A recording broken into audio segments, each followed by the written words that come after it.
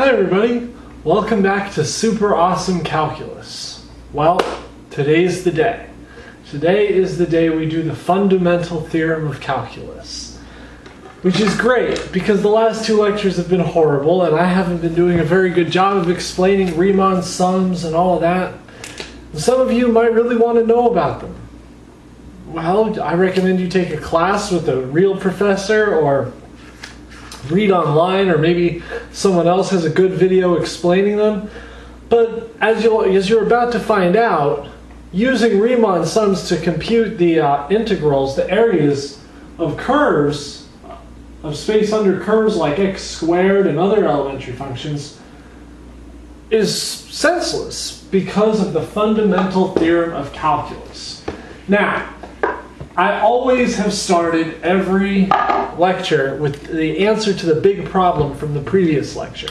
But I have a choice here. I can either show you why the Fundamental Theorem of Calculus works, or spend 15 minutes writing out the integral for x cubed between 1 and 2. So what I'll do is I'll show you how the fundamental theorem works, and I'll solve that integral in about 10 seconds.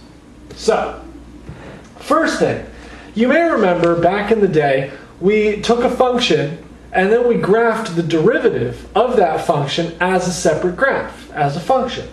Well, the same idea tends to work for integrals. Let's take this figure, this graph. I've got to be very specific about how I draw this. So, first thing we need to know, f of t, because this is a great function. All right, or a great exercise, an example. So here we go. Here's our graph. Here's 1, here's 2. 1 is going to go up to there. 2. 3 is going to curve down. This is not to scale. 4 is going to go down to -2. And 5 is going to come back up here. All right, so this is our graph, our function, f. Now, what we also know is that there is a g of x, such that from 0 to x of ft dt. Okay? So basically, there's going to be a graph of the integral of this function. So, what we need to do is we're going to break this down into segments. Break it there, break it there, break it there. We know this is a triangle, so we know g1. g1 is going to be the integral from 0 to 1 of this triangle. Well, we know that that is 1. g2 is going to be the area of between 1 and 2 of right here. This rectangle. Well, width is 1, height is 2. We know, well, actually, in this case, this area is going to be 2, but 1 plus, see, g1 plus g2 is 3. All right? g3, the value of the size of the function plus including this area, well, we've got 1 plus 2 plus whatever this is, let's call this about 1.3, gives us 4.3 so far. Now, we're going to go down here, we're going to look at this function, and we're going to assume that this gives us a loss of about -3 at 4. All right, so we're down to about 3 again. And then we're going to lose a little bit more when we continue losing space over here at g of 5. And by the time we get to g of 5, we're down to around 1.7. So you see, we keep adding up the integrals of each little, we're not doing each area individually. As we progress through the function, we add up the pieces. So that gives us a function. If we plot this at 0, we've got 0. At 1, we've got 1. At 2, we have 3. At g of 3, we have 4.3. At g of 4, we were back down to 3. And at g of 5, we were about 1.7. So the function looks kind of like that. Okay? But let's look at g of x as a function. So this is f. To recap, we took the integral of the first of g1, because g1 is the integral from 0 to x being 1 in this case, of f of t dt. So at 1, that's the area we got. At 2, that's the area we got. So g of x is just a function of the integral. But what that, or graph of the integral. But here's the beauty. If we want to know what the derivative of this graph is at a certain point, we know what the derivative is. The derivative is this. It's this. So what you may deduce from this is the first part of the fundamental theorem of calculus that links derivatives and integrals together. And it is as such. If this is FTC1, there are two parts. The second part's the doozy. If f is continuous on AB, then g, if g is g of x equals the integral from a to x f of t dt, with x between a and b, if g is continuous and differentiable on AB and open AB, you know, it's got to just be differentiable without regard to endpoints, then g prime x equals f of x. What this says is that the derivative of a definite integral with respect to its upper limit is the integrand evaluated at the upper limit. All right? So let's put this in practice. Let's look at it. Let's let it sink in. And I'm going to show you what this means. You can get an idea for the power of the first part of the fundamental theorem of calculus. All right. So, if we have f of t, no, not yet. We have g of x, there we go, equals from 0, the integral from 0 to x, square root 1 plus t squared dt. And we want to know what is the derivative of this function. What's the derivative of g prime? If g prime is this integral, what is it?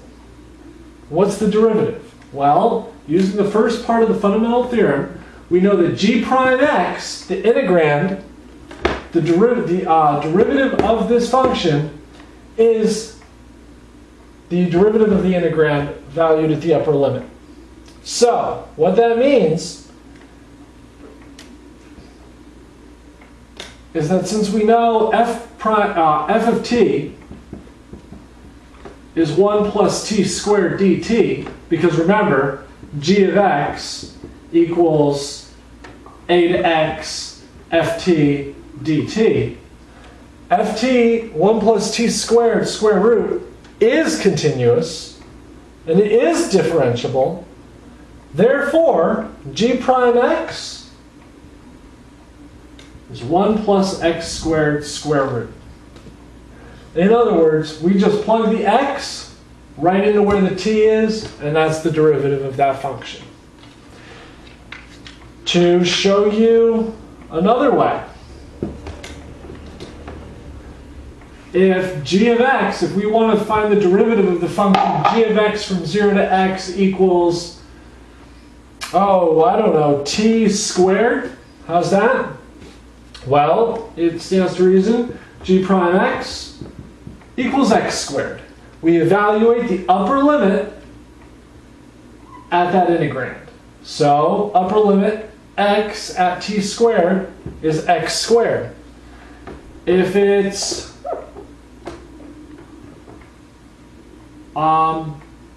3t squared minus 6t, it's 3, the derivative is 3x squared minus 6x. Do you see? I hope so. Now, another way, one thing to be cautious of would be, well, before I give you the caution, let me show you another way to write this fundamental theorem 1. Make it a little bit more friendly. It's really saying that the derivative of the integral a to x f of t dt equals f of x. I mean, that's basically what we just showed, but that's what this is saying. The derivative of the integral f t dt is f of x. Think about that. The derivative of the integral is the function, basically, at x. So that's saying that there is a link between derivatives and integrals. Battling the thunderstorm, I've got to try to finish before it hits. So, okay.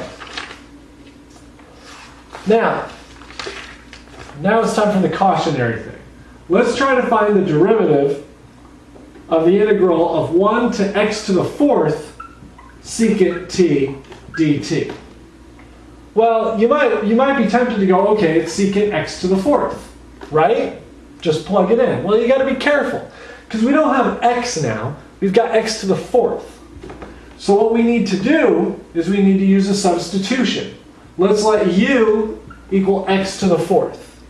All right, now we have the derivative of 1 to u secant t dt.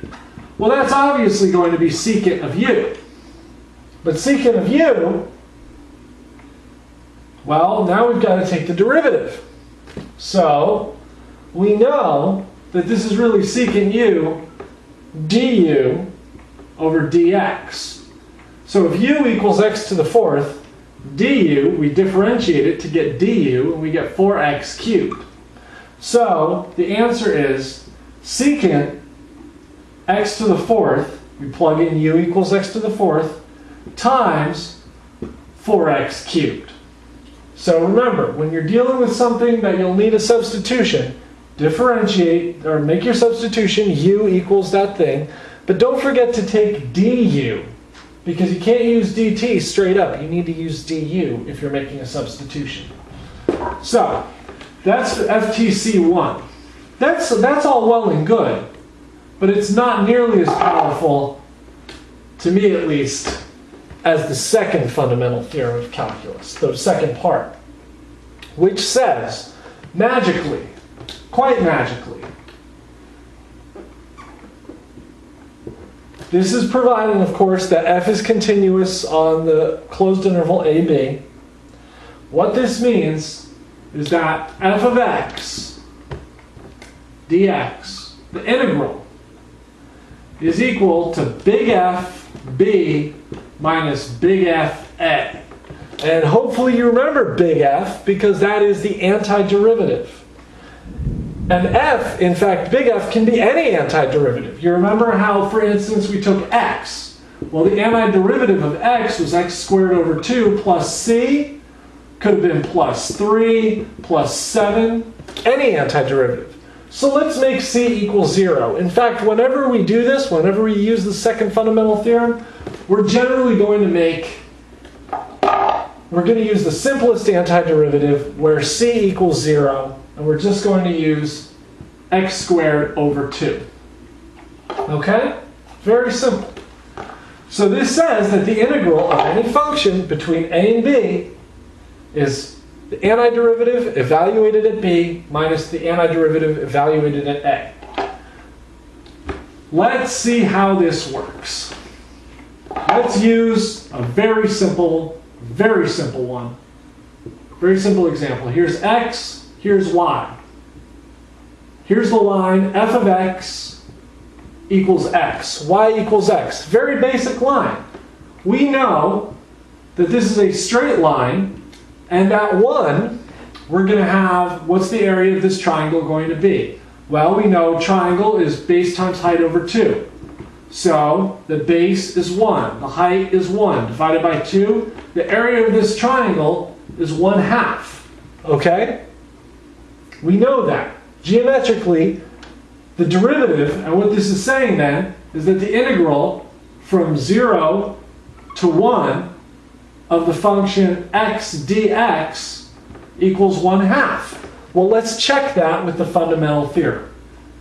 If 0 to 1, x dx is going to be an antiderivative of x. Now, what's the antiderivative of x? Remember, it's x to the n plus 1 over n plus 1.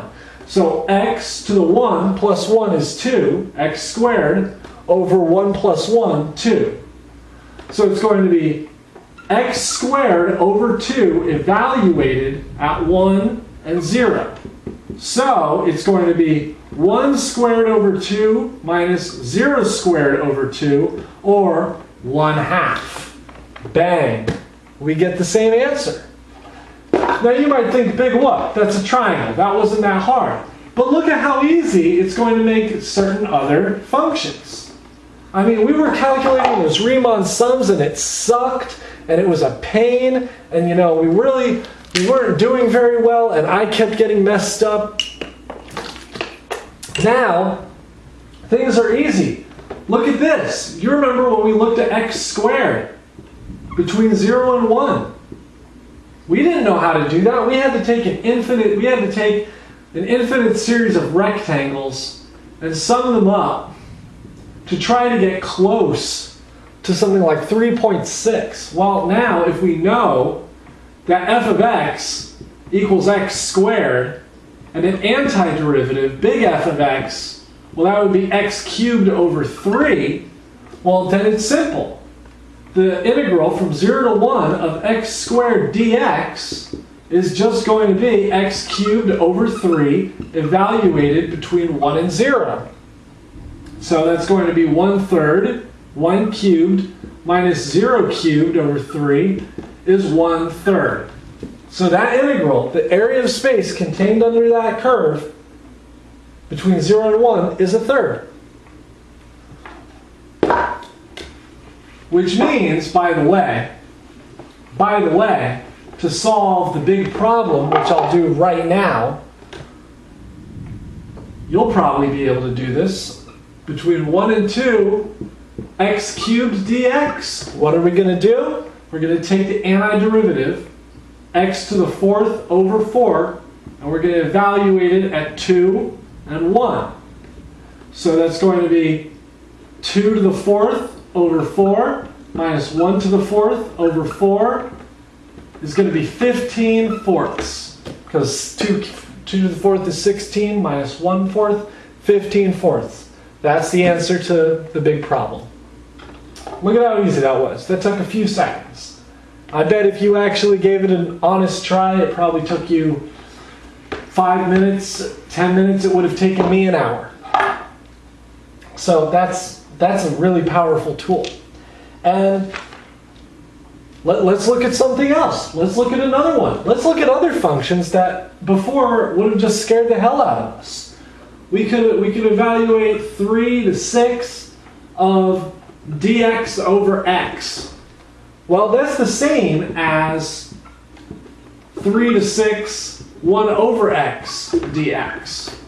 But we know what the antiderivative of 1 over x is. What the derivative of what function gives us 1 over x? Well, we know that ln x prime gives us 1 over x. Gonna sneeze. So the antiderivative that we're going to use is ln x. So it's going to be ln x evaluated at 6 and 3, which is going to give us ln 6 minus ln 3, which using the law of logs is ln 6/3 or 6 minus 6 thirds, which is going to be the natural log of 2, which is an important number. So, there we go. And this works with just about every function that you'll come across. Sine, cosine. You need to figure out the integral with a square root. Just take an antiderivative, evaluate at b, evaluate at a, and subtract. Very simple. Now, one cautionary thing I want to give you is, let's look at this one.